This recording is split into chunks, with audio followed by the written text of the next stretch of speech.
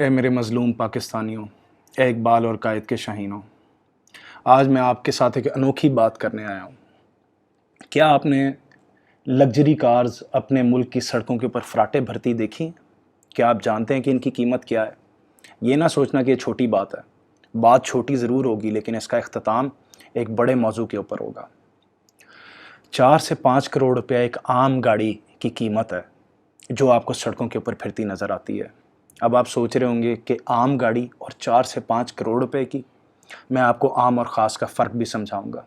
اگر یہی گاڑی بلٹ پروف اور بوم پروف میں کنورٹ کر دی جائے تو یہ 10 سے 15 کروڑ روپے مالیت رکھتی ہے۔ کیا آپ جانتے ہیں کہ 10 سے 15 کروڑ روپے کتنی بڑی رقم ہے؟ 10 سے 15 کروڑ روپے ایک اتنی بڑی رقم ہے کہ اگر ہم 100 خاندانوں کو 10,000 روپیہ ماہوار دیں تو وہ اپنی زندگی کے 15 سے 16 سال اس پیسے کے اوپر گزار سکتے ہیں۔ کیا آپ جانتے ہیں کہ اگر یہی پیسہ ہم 1000 خاندانوں کے اندر بانٹ دیں تو وہ اپنی زندگی کے 1.5 سے 2 سال اس زندگی کے اوپر گزار سکتے ہیں اس پیسے کے اوپر؟ اور کیا آپ یہ جانتے ہیں کہ یہ خاندان ایک فرد نہیں، ایک خاندان کے اندر کم سے کم 5 سے 6 لوگ جو ہے وہ موجود ہوتے ہیں۔ ہزاروں لوگوں کی زندگی کئی سالوں کے لیے اس پیسے کے اوپر گزر سکتی ہے۔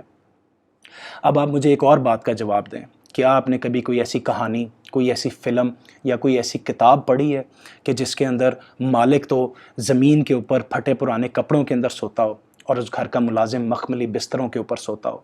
مالک اپنے بچوں کو 2 وقت کی روٹی نہ دے سکے اور جو ملازم اس کی تنخواہ کے اوپر پلتا ہے وہ دعوتیں اڑاتا پھرے اپنے اور اپنے جاننے والوں کے لیے۔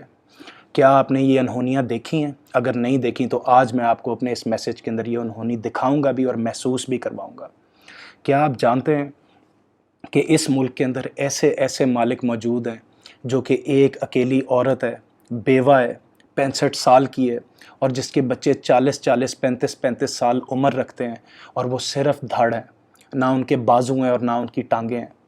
وہ عورت روز رات کو یہ سوچتے ہوئے سوتی ہے کہ اگر میں کل صبح نہ اٹھی، جو کہ اس کے لیے ایک جائز بات ہے، وہ ایک بوڑھی عورت ہے، اگر میں کل صبح نہ اٹھی تو میرے ان بچوں کے منہ کے اندر تو کوئی نوالے بھی نہیں ڈالے گا۔ وہ روز صبح اٹھتی ہے، ایک ایک کر کے اپنے جوان بچوں کو، 35 40 سال کے لڑکے لڑکیاں، ان کو وہ اپنے ہاتھوں میں اٹھا کے باتھ روم لے کر جاتی ہے ایک ایک کر کے، اور اپنی غربت کے ہاتھوں بغیر کسی انسان کی مدد کے وہ ان کو واپس لاتی ہے، ان کے کپڑے بدلتی ہے، ان کو کھانا کھلاتی ہے، سارا دن اور ساری رات وہ انہی کی دیکھ بھال کے لیے گزر جاتی ہے۔ اگر یہ پیسہ ایسے مالکوں کو نہیں ملتا تو خدا کی قسم کسی کو بھی حق نہیں ہے اس پیسے کے اوپر اپنا کوئی بھی حق جتانے کا۔ اے لوگو، تمہارے خون پسینے کی کمائی، تمہارے نمک کھانے والے نوکر، آج میں ان کی اصلیت تم لوگوں کو بتاتا ہوں کہ وہ تمہارے ساتھ کس بے دردی سے اور کس فرعونیت سے پیش آتے ہیں۔ تم یہ گاڑیاں جو ایک ایک میں نے گنوائی ہے، اپنے نوکروں کی حالتیں دیکھو کہ 10 گاڑی اس ایک ایک نوکر کے پاس ہے، اور ان گاڑیوں کو بچانے کے لیے پیچھے 30 گاڑیاں اور جو کروڑوں روپے مالیت رکھتی ہیں وہ چلتی ہیں۔ اربوں روپے کا ایک کانوائے تمہارے ایک ایک نوکر کے پیچھے چلتا ہے، اور اس اربوں روپے کے کانوائے کو پالنے کے لیے کروڑوں روپے کا پٹرول اور کروڑوں روپے کی تنخواہیں جو ان محافظوں کے نام پر بٹوری جاتی ہیں جو ان کے ساتھ ساتھ پھرتے ہیں۔ اے لوگو، تم نے دنیا کے کون سے سبق میں یہ چیز پڑھی ہے کہ اس طرح ایک مالک کے ساتھ اس کا نوکر پیش آتا ہے؟ اے لوگو، یہ تم لوگوں کے اوپر احسان کر کے اپنے آپ کو خادم اعلیٰ تک کہلانے سے گریز نہیں کرتے، حالانکہ یہ اصل میں تمہارے خادم ہیں۔ یہ تمہارا نمک کھاتے ہیں، یہ اور ان کے بچے، ان کے پیٹوں کی آگ تمہارے نمک سے بھرتی ہے لوگو، لیکن تم لوگ ایڑیاں رگڑ رگڑ کے اپنی زندگیاں گزار رہے ہو۔ ان کے پیچھے اتنے طویل کانوائز اور اتنے طویل یہ فرعونیت ہے لوگو، یہ حکمرانی نہیں ہے، یہ خادمیت نہیں ہے۔ اگر یہ لوگ اپنے آپ کو خادم کہتے ہیں تو یہ جھوٹ بولتے ہیں تمہارے ساتھ۔ اے لوگو، یہ لاکھوں روپے کی بھینسیں بیچ دیتے ہیں اور اس کے بدلے میں لاکھوں روپے کا ماہانہ نیسلے کا اور پریما کا دودھ پیتے ہیں لوگو۔ یہ پرانی گاڑیاں بیچ کر تم لوگوں کو سادگی کا سبق دیتے ہیں اور ہر اس پرانی گاڑی کی جگہ کروڑوں روپے کی ایک نئی گاڑی لا کے اپنے پاس کھڑی کر لیتے ہیں۔ اے لوگو، جن کی ایک گاڑی خریدنے کی اوقات نہیں ہے، جب وہ تمہارے خون پسینے کے دیے ہوئے پیسے سے آ کر ان کرسیوں کے اوپر بیٹھتے ہیں تو لوگوں وہ تمہارے ساتھ وہ سلوک کرتے ہیں جو فرعون بھی اپنے غلاموں کے ساتھ نہیں تھا کرتا۔ اے لوگو، تم لوگوں کو جاگنے کی ضرورت ہے۔ یہ سب ایک ہیں لوگوں، ان میں سے ہر ایک تم اگر گننے لگو تو اس طرح کے 20 لوگ ہیں جن کے پاس یہ اربوں روپے کی گاڑیاں جن کی خدمت کے لیے استعمال ہوتی ہیں۔ اے لوگوں، اگر یہ اربوں روپیہ انہی مظلوم مسلمانوں، انہی مظلوم پاکستانیوں اور غیر مسلم اقلیتوں کے اندر بانٹ دیا جائے تو لاکھوں لوگ اس ملک کے اندر ایک آرام کی زندگی گزار سکتے ہیں، لیکن یہ سب جھوٹے، یہ سب ایک کے بعد دوسرے جانشین ہیں، یہ ایک کا جانشین دوسرا ہے۔ پہلے لوگوں 2 مل کے کھایا کرتے تھے، اب 3 مل کر کھایا کریں گے۔ یہ وہی کے وہی ہیں۔ مجھے تو یہ بات نہیں سمجھ آتی کہ 3 دفعہ کرسی پہ بیٹھنے والا اگر ہمارے لیے ایک گنہگار آدمی ہے تو 5 اور 6 دفعہ کرسیوں پہ بیٹھنے والے آج نئی تبدیلی کے نام پر کیسے وہ ہم لوگوں کی خدمت کر سکتے ہیں؟ اے لوگوں، یہ ایک گھورک دھندا ہے، یہ تم لوگوں کو ایسے تمہاری الجھنوں کے اندر پھنسا کر مار دینا چاہتے ہیں اور خود عیش و عشرت کی زندگیاں گزارتے ہیں۔ جب ان سے ان کے ٹیکس ریٹرنز مانگو تو وہ اس طرح کے ہوتے ہیں کہ یہ تو کچھ کماتے ہی نہیں، لیکن کروڑوں روپیہ اپنے گھر کی دیواروں پہ اس غریب قوم کا لگا دیتے ہیں۔ اے لوگوں، یہ کہانیاں میں تم لوگوں کو دکھی کرنے کے لیے نہیں سنا رہا، یہ میں تم لوگوں کو جگانے کے لیے سنا رہا ہوں۔ میں یہ بات مانتا ہوں کہ تم میں سے جو ان میں سے جس کا بھی حامی ہے وہ کبھی بھی اس کو غلط نہیں کہتا۔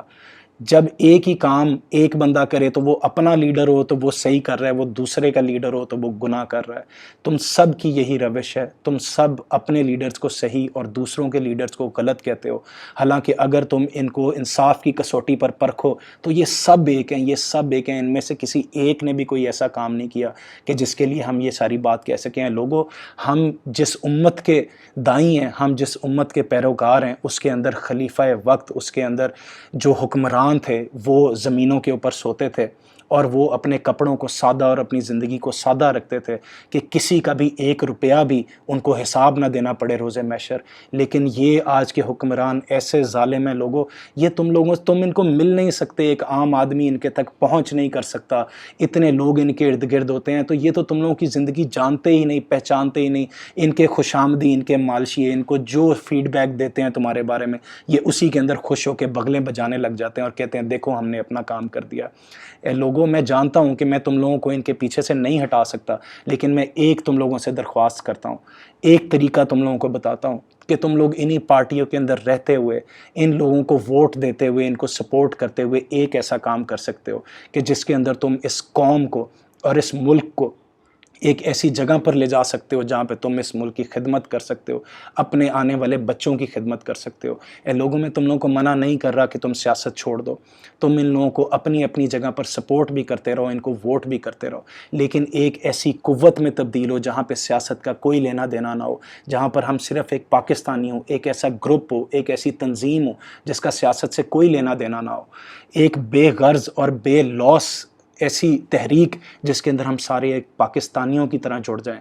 جب بھی کوئی مسئلہ ہے ہم ایک پاکستانی بن کر اس کے اوپر فیصلہ لیں، دیتے رہو تم ان کو ووٹ، دیتے رہو تم ان کا ساتھ، لیکن جب اس ایک تحریک کے اندر کوئی مسئلہ لایا جائے تو تم ایز اے پاکستانی اس کے اندر جواب دو۔ تم لوگوں کو اس چیز کی فکر کرنے کی ضرورت نہیں کہ کون نمبر میں زیادہ اور کون نہیں، کوئی ایک پارٹی ہی اوپر آئے گی نا، اگر اس کے حامی تم لوگوں کے خلاف بھی ہوتے ہیں تو تم سارے باقی کے مل کے اتنے زیادہ ہوگے ایز پاکستانیز کہ تم کوئی بھی ایکشن جو ہے اس کے اگینسٹ کوئی بھی کام کر سکتے ہو۔ اے لوگوں، اگر تم لوگ ایک ہو جاؤ، اگر تم لوگ ایز پاکستانیز ایک ہو جاؤ جس کے اندر Muslims and non Muslims both دونوں اس کے اندر آئیں، تو تم لوگ ایک ایسی طاقت بن جاؤ کہ ان میں سے کوئی مائی کا لال اپنی بات تمہارے اوپر نہیں تھوپ سکے گا۔ یہ ہر وقت تمہارے کٹہرے کے اندر موجود رہیں گے، ان کو خوف ہوگا تمہارا کہ اگر ہم نے یہ کام کیا تو میری قوم ہمیں نہیں چھوڑے گی، ہماری قوم ہمارے پیچھے پڑ جائے گی۔ اے لوگوں، ہمیں ایک ایسی طاقت کی ضرورت ہے، اور جس ٹیکنالوجی کے دور کے اندر ہم رہ رہے ہیں، کیا یہ ایک ناممکن بات ہے؟ آج ہزاروں کے فالوورز، لاکھوں کے فالوورز ایک ایک بندے کے پیچھے ہوتے ہیں، وہ سارے کنیکٹ ہوئے ہوتے ہیں۔ آج یہ گلوبل ورلڈ ہے، آج ایک گلوبل ویلیج ہے، اس ساری دنیا کی پھیلائی کم کر کے اس ٹیکنالوجی نے آج اس کو ایک کمرے کے اندر بند کر دیا ہے۔ آپ ایک کمرے کے اندر بیٹھ کے دنیا کے کسی بھی حصے کو دیکھ سکتے ہیں، جان سکتے ہیں، تو کیا ایک ایسے ٹیکنالوجی کے دور کے اندر ہم لوگ ایک نہیں ہو سکتے؟ لوگوں، میں تم لوگوں سے یہ وعدہ کرتا ہوں کہ کسی قسم کی کوئی سیاست اس گروپ کے اندر، اس تحریک کے اندر نہیں شامل ہونے دیں گے، اور جو سیاست کرے گا وہ ہم میں سے نہیں ہوگا۔ ہم لوگوں کو یہ بانٹنے نکلے ہیں لوگوں، پہلے 2 میں بٹے ہوئے تھے، اب 3 میں بٹ گئے ہیں۔ تم لوگوں کو ایک ہونا ہے، ان میں سے کوئی بھی ہمیں ایک نہیں ہونے دینا چاہتا۔ جب تک یہ ہمیں کاٹیں گے نہیں، ان کی طاقت نہیں بڑھے گی۔ یہ ہم لوگوں کو پارٹیوں میں اور فرقوں میں اور جانے کس کس چیز کے اندر بانٹ دیتے ہیں، کبھی یہ مہاجر کہہ کے بانٹتے ہیں، کبھی یہ کچھ کہہ کے بانٹتے ہیں۔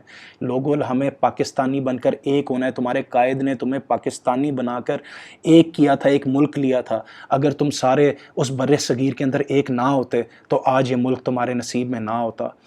واحد طریقہ اس چیز کا واحد ہونا ہی ہے جب تک تم لوگ واحد ہو کر ایک قوت نہیں بنو گے، یہ اسی طرح تمہیں مارتے رہیں گے، تمہیں بیچتے رہیں گے، تمہارے بچوں کا حق کھاتے رہیں گے، اپنے بچوں کے پیٹ اس آگ سے یہ بھرتے رہیں گے، لیکن ان کو یہ خیال نہیں آئے گا کہ اس قوم کے ساتھ کیا بیت رہی ہے اور یہ قوم کیا کر رہی ہے۔